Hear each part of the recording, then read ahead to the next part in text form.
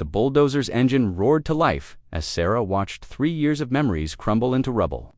Behind her, Karen's face twisted with rage, her perfectly manicured nails digging into her palms.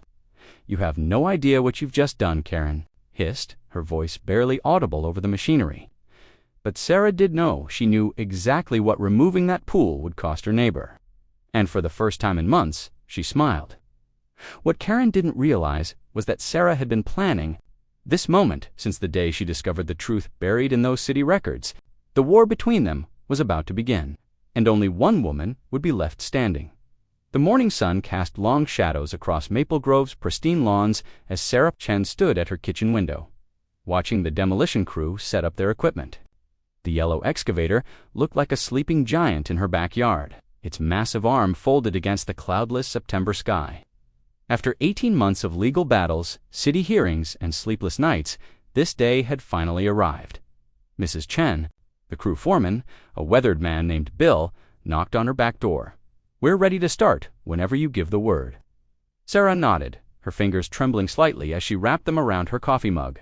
"Do it." The excavator's engine rumbled to life with a mechanical growl that seemed to shake the very foundation of the neighborhood's carefully maintained peace. Sarah had lived at 247 Maple Grove for 8 years, and in all that time she'd never heard anything louder than a lawnmower or the occasional argument between the Henderson kids next door. But today was different. Today, everything changed. As the excavator's massive bucket bit into the concrete edge of her swimming pool, Sarah felt a mixture of relief and trepidation wash over her. The pool had been her ex-husband, David's idea symbol of their success, he'd said. She'd gone along with it, even though the expense had made her uncomfortable. Even though something about the whole project had felt wrong from the very beginning. "What the hell do you think you're doing?" The voice cut through the morning air like a blade. Sarah didn't need to turn around to know who it belonged to. Karen Morrison, her next-door neighbor, stood at the property line with her arms crossed, her blonde hair pulled back in its usual severe bun. Everything about Karen was severe, from her sharp cheekbones to her perfectly pressed khakis, to the way she surveyed the neighborhood like a general inspecting troops. "I'm removing my pool." "Karen," Sarah called back, not bothering to move from her kitchen window. "Just like I told you I would. You can't do this." Karen's voice pitched higher, bordering on hysteric. "This is insane. You're destroying property value for the entire block." Sarah finally turned from the window and walked outside, her bare feet cool against the morning dew on her grass. She'd been dreading this confrontation for weeks, but she was surprised to find herself feeling calm, almost serene. "It's my property, Karen. I can do whatever I want with it." "The hell you can." Karen stepped closer to the fence that separated their yards, her knuckles white as she gripped the wooden slats. "That pool cost you $40,000. Nobody just throws away $40,000.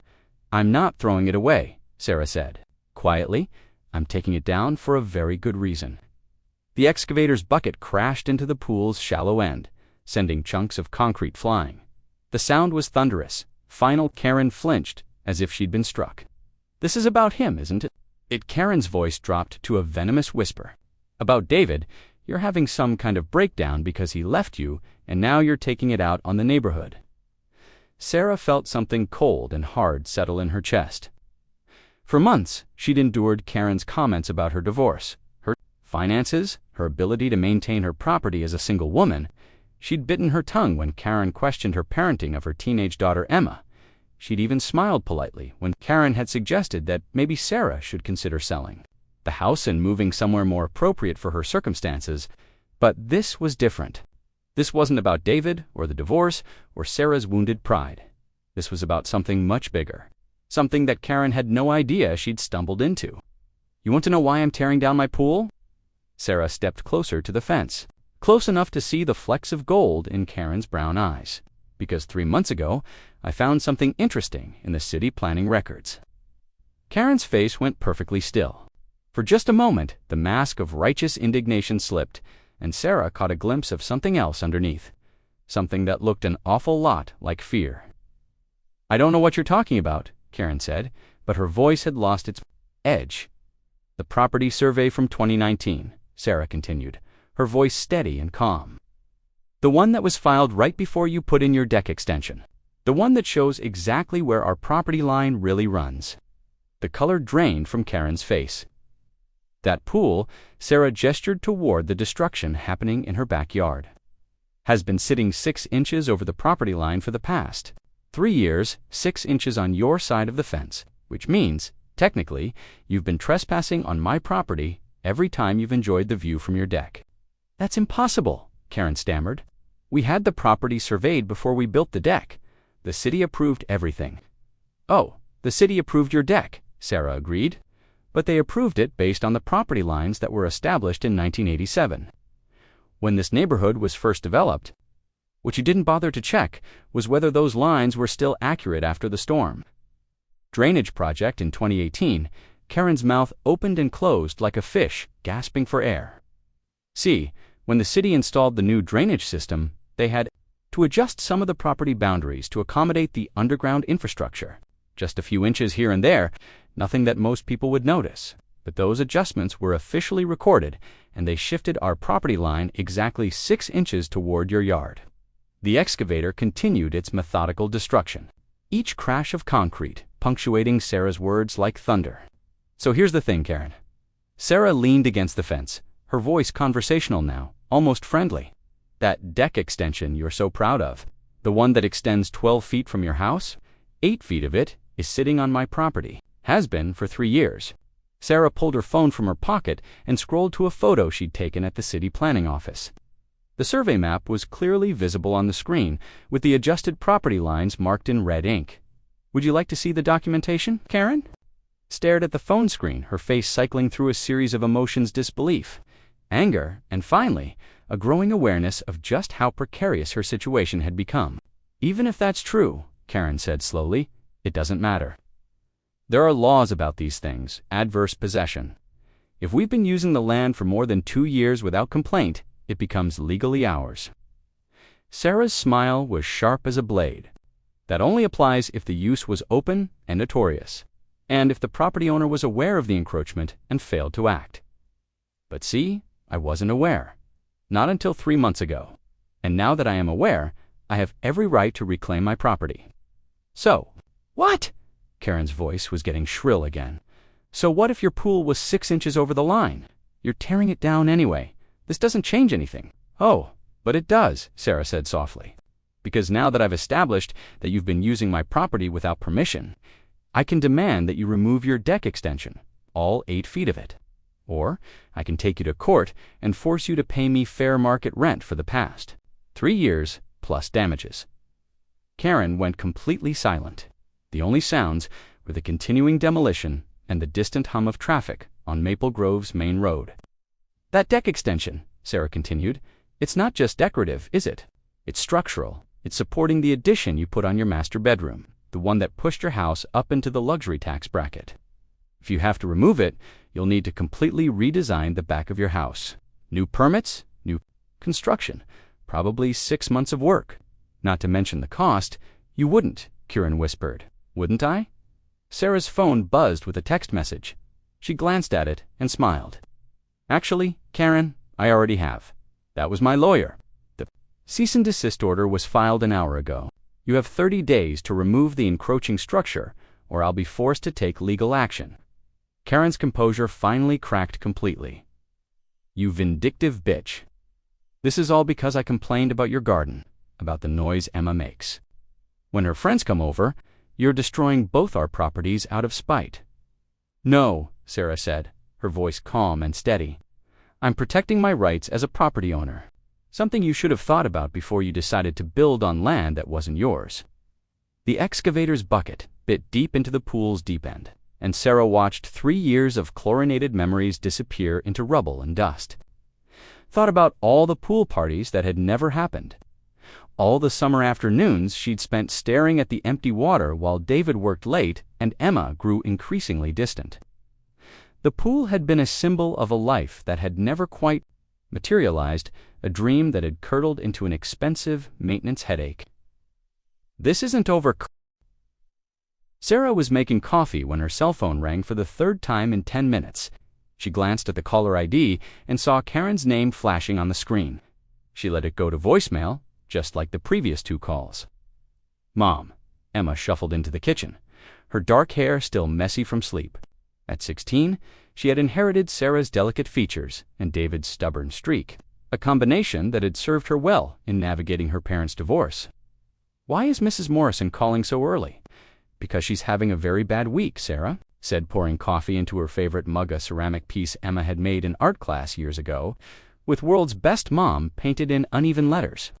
"How did you sleep?" "Fine, until the phone started ringing." Emma grabbed a piece of toast and studied her mother's face. "This is about the pool thing, isn't it? About what you discovered?"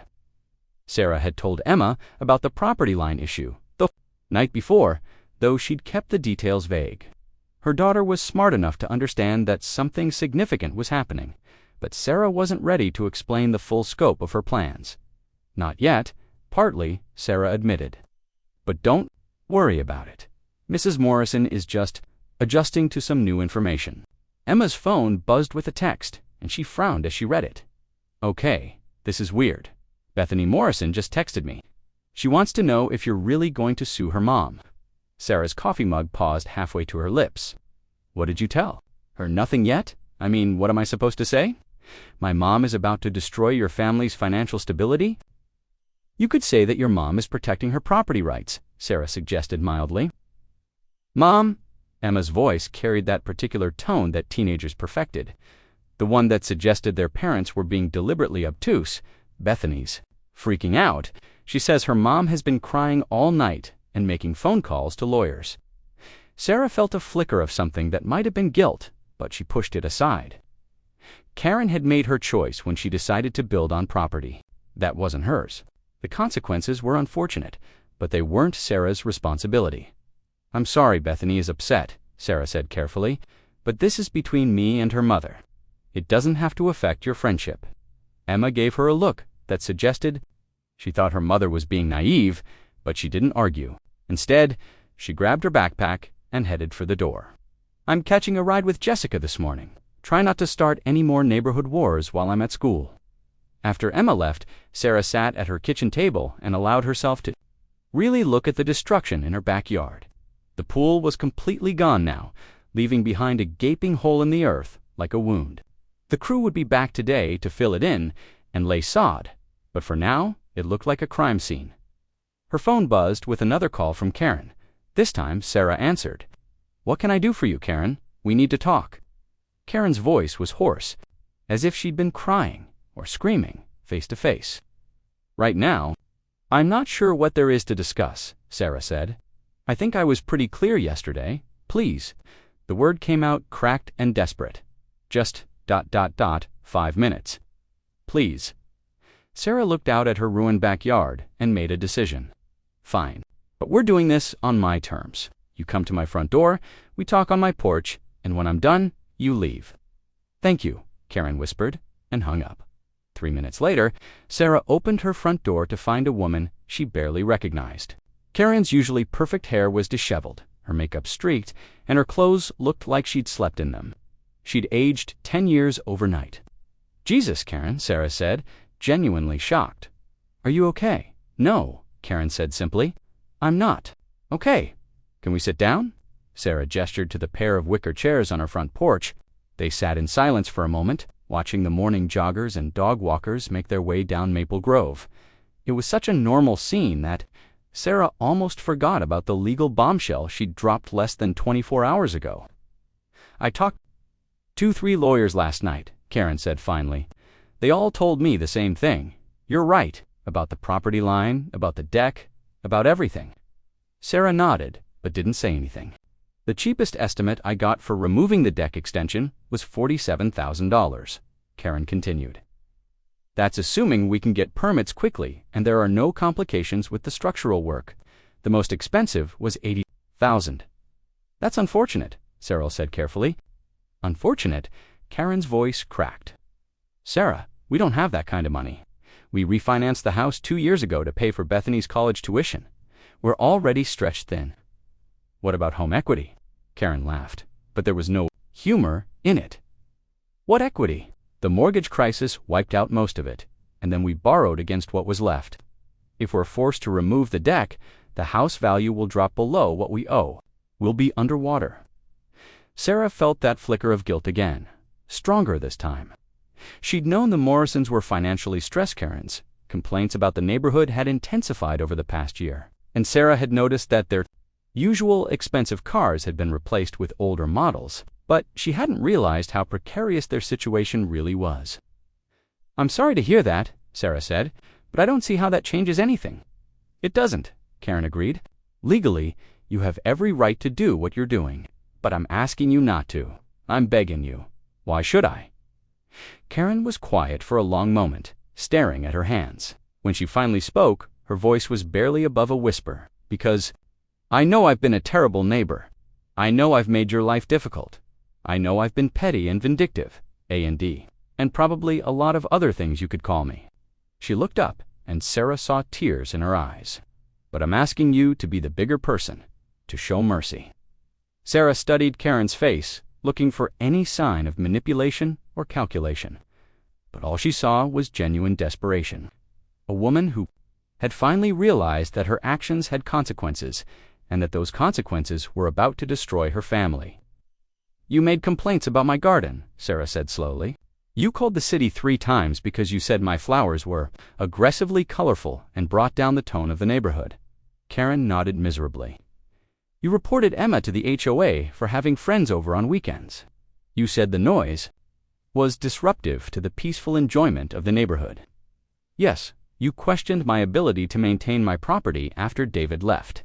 You suggested I should sell the house and move somewhere more appropriate." "Yes," Karen whispered. "You made my daughter feel unwelcome in her own neighborhood. You made me feel like I was constantly being watched and judged and found wanting." Karen's tears were flowing freely now. "I know. I'm sorry. I'm so sorry." Sarah leaned back in her chair and watched a neighbor across the street watering their lawn. The morning was turning warm, and she could smell the scent of cut grass and honeysuckle from the Patel's garden. It was a beautiful day in a beautiful neighborhood, and for the first time in months, Sarah felt like she could actually enjoy it. "I'll make you a deal," she said finally. Karen looked up, hope flickering in her eyes. "You have 6 months to come up with a solution. Maybe you can't afford to remove the deck entirely, but you can modify it. Pull it back to your actual property line. It won't be as big, but it'll still be functional." I can look into that," Karen said carefully. "And in exchange, you're going to do something for me. Anything." Sarah smiled, and for the first time, it wasn't entirely kind. "You're going to help me with a little project. See, when I was researching the property lines, I discovered some other interesting things about our neighborhood, things that I think the other residents should know about." Karen's face went pale again. "What kind of things?" "Well, for instance, did you know that the HOA has been collecting fees for neighborhood beautification for the past 5 years? But there's no record of where that money actually went." "What?" "Or that the city has been planning to widen Maple Grove Road, which will require them to take a 15-foot easement from every property on the south side of the street. That's going to affect property values significantly." But somehow, that information never made it into any of the HOA newsletters. Karen was staring at her in growing horror. "How do you know all this?" "Because I spent 3 months at the city planning office, going through every file, every record, every piece of documentation related to this neighborhood. I know about the drainage issues that the city has been ignoring. I know about the developer who cut corners on the sewage system. I know about the environmental impact study that was varied because it would have delayed construction by 2 years." Sarah stood up and walked to the porch railing, looking out at the neat lawns and perfect houses that made up Maple Grove.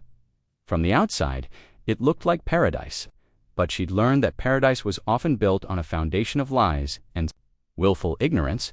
"I also know," she continued, "that you've been serving as the unofficial head of the HOA for the past 3 years, even though you were never officially elected to that position. And I know that you've been making decisions that have benefited your family at the expense of everyone else." "That's not true," Karen protested, but her voice lacked conviction, "isn't it?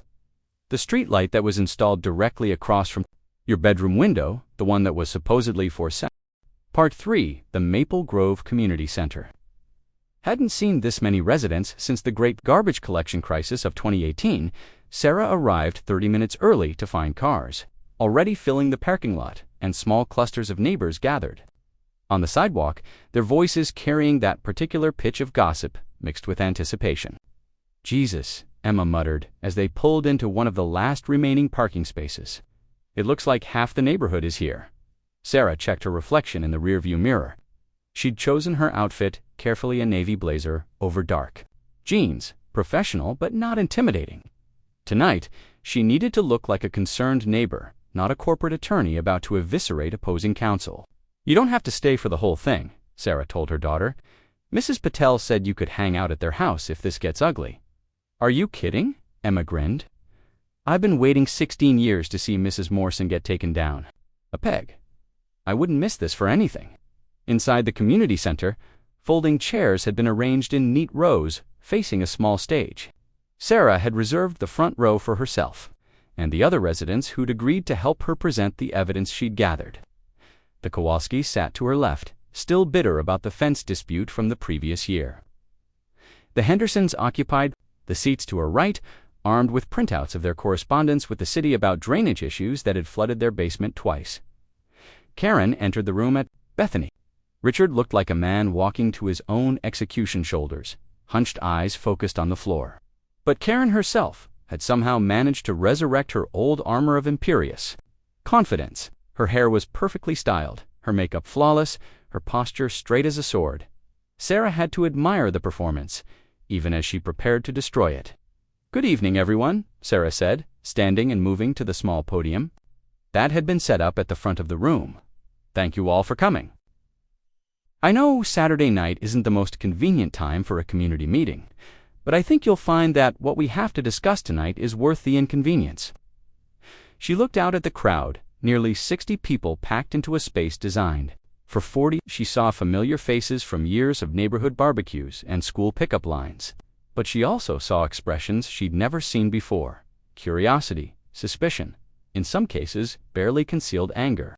"Before we begin," Sarah continued, "I want to make something clear. This isn't a witch hunt. This isn't about personal vendettas or neighborhood feuds. This is about transparency.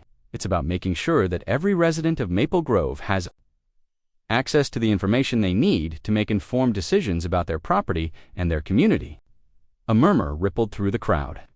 Sarah caught sight of old Mr. Patterson in the back row, nodding approvingly. The Patels exchanged a meaningful look. Even some of Karen's usual allies, the handful of residents who'd supported her various neighborhood improvement crusades, looked uncertain. 3 months ago, Sarah said, I discovered something that changed my understanding of this neighborhood. I found out that the property line between my house and the Morrisons' house was not where I thought it was. That discovery led me to do some additional research into public records, city planning documents, and HOA financial statements. She clicked the remote for the projector she'd set up, and the first document appeared on the white screen behind Hertha Property Survey. That had started everything. What I found was ... illuminating. For the next 20 minutes, Sarah methodically laid out her findings. The property line discrepancies that affected not just her and Karen, but for other families on the street. The HOA fees that had been collected for projects that were never completed grew quieter and more tense. Sarah watched faces change as neighbors realized that decisions affecting their property values. To be clear that I'm not accusing anyone of criminal wrongdoing, but I am suggesting that we've had a serious breakdown in communication and accountability. Which brings me to the main purpose of tonight's meeting. She gestured toward Karen, who had grown paler with each passing minute. She's been the primary liaison with city officials, the main point of contact for HOA business. I think it's time we heard directly from her about some of these decisions. The room fell completely silent. Sarah could hear the hum of the fluorescent lights overhead and the distant sound of traffic on the main road. Every eye in the room turned toward Karen, who sat frozen in her chair like a deer caught in headlights.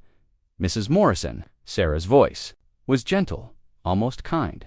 Would you like to address the community? Karen stood slowly, her legs visibly shaking. She made her way to the podium with the careful gait of someone walking across ice. When she reached the microphone, she gripped the sides of the podium so hard that her knuckles went white. double quotes, she began, then stopped. Her voice came out as a croak, and she cleared her throat and tried again. I want to say that everything I've done, every decision I've made, has been in the best interests of the neighborhood. Which neighborhood? Because that fence dispute you mediated last year. You ruled in favor of your own property line and against ours, even though the city survey showed we were right. Karen's face flushed red. That was a complex situation. There were multiple factors to consider, like the fact that moving the fence would have cost you money.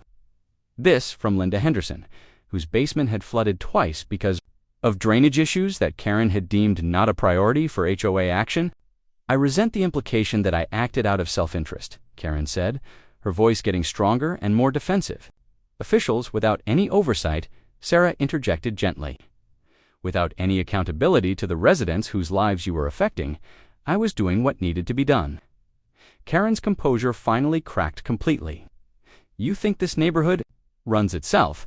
You think the city just automatically considers our needs when they're making decisions? Someone has to advocate for us. Someone has to make the hard choices. Someone has to be elected, said a voice from the back of the room. At 73, she was one of the oldest residents in Maple Grove, and her voice carried the authority of someone who'd been through community battles before. In a democracy, Mrs. Morrison, leaders are chosen by the people they serve. They're accountable to those people. They don't just appoint themselves.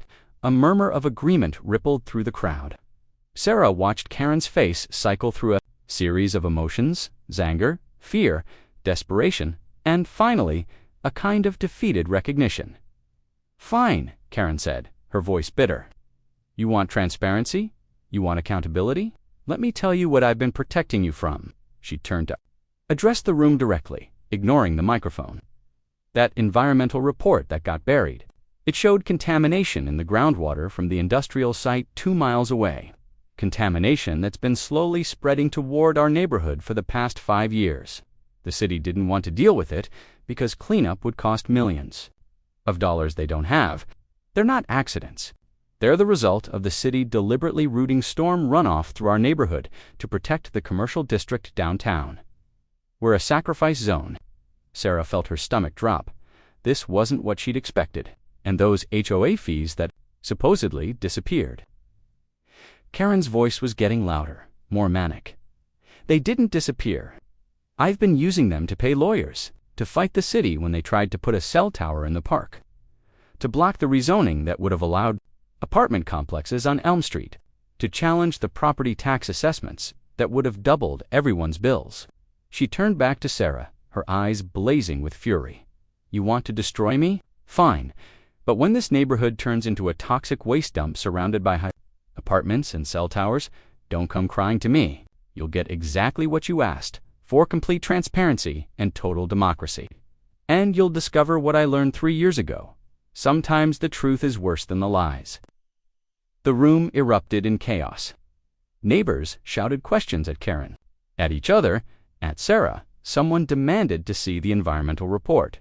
Someone else wanted to know about the cell tower. The Hendersons were arguing with the Patels about property taxes, while the Kowalskis were demanding a recount of every HOA decision from the past 5 years. Through it all, Sarah sat in her chair, staring at Karen, who was still standing at the podium like a general serve.